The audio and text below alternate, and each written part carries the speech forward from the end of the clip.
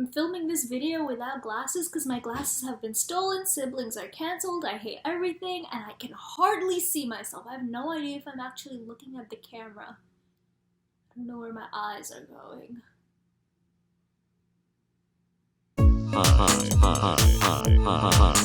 Hi.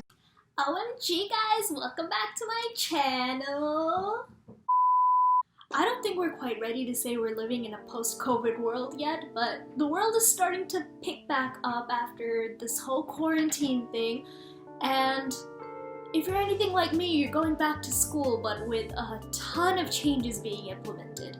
So most of my extracurriculars are off the table, completely gone, because no gatherings of more than 15 people, you can't be in a tight room together, so there's really nothing that I can do. I'll just be attending classes from my bedroom, doing work in my bedroom, and it's gonna be not fun.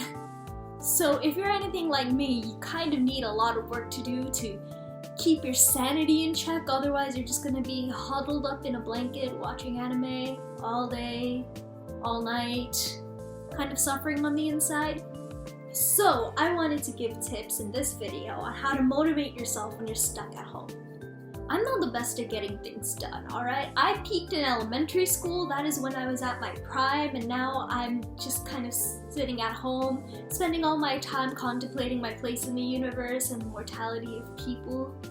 So why should you listen to me? I'm not about all that hustle culture of like just spend all your time working and then never sleep, never rest. I rest all the time. Now don't get me wrong, I love people who are about the hustle culture. That is where I aim to be in life. I would really like to be in a place where my mental health doesn't get in the way of getting things done, where I could just go completely heads on into whatever I need to get done and finish it. But I'm not like that, and I know most people aren't like that either. We don't like to be that, but we're not. So why does my advice mean anything? Probably because you're using me to procrastinate on stuff, right? I get it, doing stuff is really, really hard. So I just want to be here to support you, but also help you get motivated to do things. Because getting work done is about both responsibility and acknowledgement. You need to be able to do the work that you need to get done, but also recognize all of the things that you already finished. And keeping up that balance is the best way to get things done in the first place. So here are my tips for getting motivated when you yourself are kind of in a rut. Hi. So first off, I would start with making a schedule. And I know it sounds really, really boring and cliche, but you don't want to map out every single hour of your day, but instead you plan in all of the baselines, you know, what time you're going to wake up, maybe what time you'll take a shower, what time you're going to eat food, and other obligations like, you know, classes, or like if you have a job, just filling in all of those blocks and leaving everything else that's not happening every single day empty. That way, when you have the empty spaces in your schedule, you see those as free time. Subconsciously, you're not like, oh, I need to spend all of this time doing this thing, but rather you see it more as an open space for you to be able to fill in with whatever you want. So the next step is to dedicate yourself to multiple projects, but only keep it to around 2 or 3. So why do I say 2 or 3? Well, if you dedicate yourself to just one project, you suddenly start seeing your schedule as, okay, I'm going to do these things, and then the open slots are already assigned to this one thing. And then you start seeing it more as a monotonous type of schedule. And then on top of that, if you only have one project you're working on, you're gonna end up getting bored of that project. You're just going to keep procrastinating on it because you're like, oh, well, this is the one thing I have to do.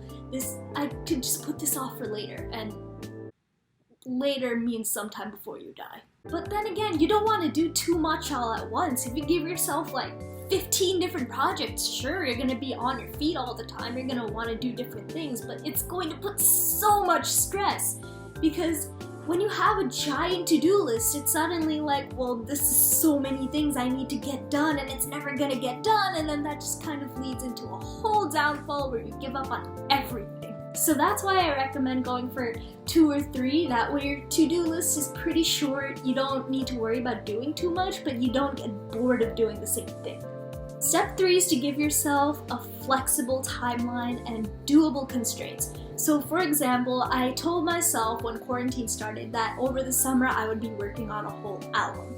I told myself that I was going to work on this album 4 hours every weekday and that I would have a finished product by the end of August. That didn't happen.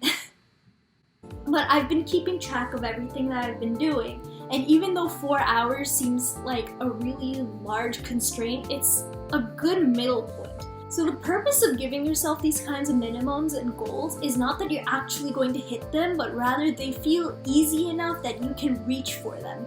So even though I told myself that I would be working 4 hours a day every single weekday, that didn't end up happening, but I have been able to log at least 4 hours every single week. That way when you actually get started on the project, you can be like, okay, 4 hours is doable. And then even if you get tired after 1 hour, you can, inside your head, you're just like, okay, I can push a little bit further, maybe make it 1.5 hours, maybe make it 2 hours, and that way you actually are able to push yourself to do more, even though you're not quite in the mood to do it. I went around telling a whole ton of people I would finish an album by the end of summer, and look who's a clown! By the way, the plan right now is the album's gonna come out in like October or November, so keep an eye out! Hi. So step 4 is optional, and that's to make a spreadsheet. Personally, for me, spreadsheets help out a lot because that way I can like look back easily on all the things that I've actually finished, and that kind of plays into the acknowledgement part of the work that you've done. So I can look back on my spreadsheet and say, okay, well last week, this is all of the work that I did. And in fact, I could show you the spreadsheet right now. I'll show you a basic outline of my project spreadsheet right here. It isn't much, just the date, the number of hours I worked, and what I did that day related to the project. That way I can look back and say, okay, even if I didn't meet my goal, I learned how to do this and got all of these things done. And honestly, I won't even sugarcoat. Like, if you look over here, I have quite a few days where I logged in 0 hours, and that's completely fine. On those days, the important thing to know is that you worked hard and you need to let yourself have a break. And days like those are where the schedule is most helpful, because that way, even if you didn't do work on whatever things you wanted to get done, you can still motivate yourself by saying, well, I was able to get out of bed at this time, and that's a huge accomplishment. Especially if you're someone like me who suffers with a lot of bouts of depression, being able to get out of bed feels like such a huge accomplishment, and in that case, the schedule has helped me out so much because it's pushed me to actually like do things. So even if I like wash a single bowl in the sink, it feels like an accomplishment. Like this, and why do I keep doing that?